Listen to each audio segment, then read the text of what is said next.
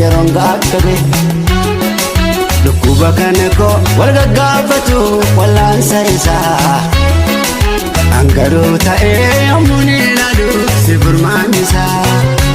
rakkoon mul'atee namatti argamullee sossobbii qaba waan keessaa garuu namni nu hubatu nageenya saraba naaf taatee mana barumsaa an kan kee ta'uutu na boonsa an kan kee ta'uutu na boonsa maqaan kee abjuu dhugoomsa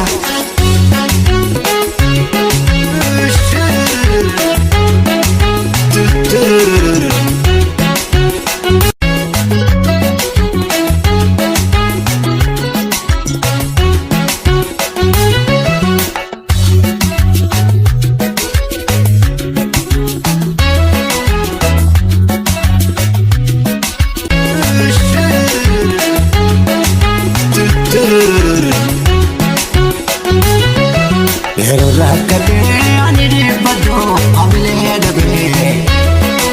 si malee eenyuu kan dafee dhufe yeroon gaakkate lukkuba kana koo wal gaggaafatu wallaansa isaa angaruu ta'ee yommuun ilaalu si furmaan isaa rakkoon mul'atee namatti argamullee sossobbii qaba waan keessaa garuu namni nu hubatu nageenya saraba naaf taatee mana barumsaa an kan kee ta'uutu na boonsa an kan kee ta'uutu na boonsa maqaan kee abjuu dhugoomsa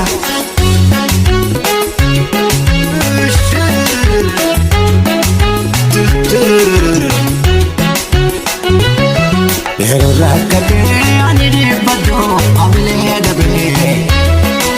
si malee eenyuu kan dafee dhufe yeroon gaakkate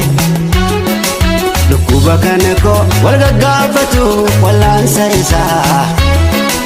angaruu ta'ee yommuun ilaalu si furmaan isaa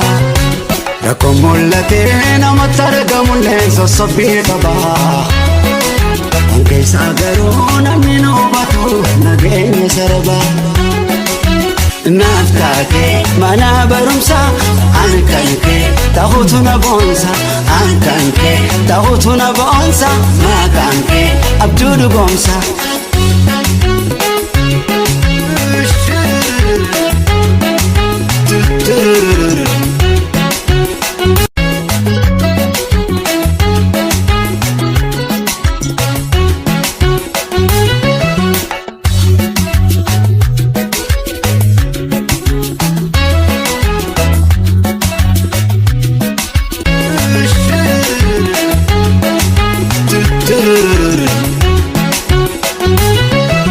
yeroo rakkatee ani dhiibbadhu hamilee dhabee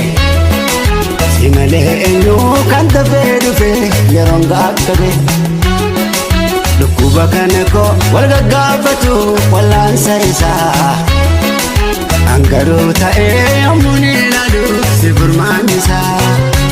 rakkoon mul'atee namatti argamullee sossobbii qaba waan keessaa garuu namni nu hubatu nageenya saraba naaf taatee mana barumsaa an kan kee ta'uutu na boonsa an kan kee ta'uutu na boonsa maqaan kee abjuu dhugoomsa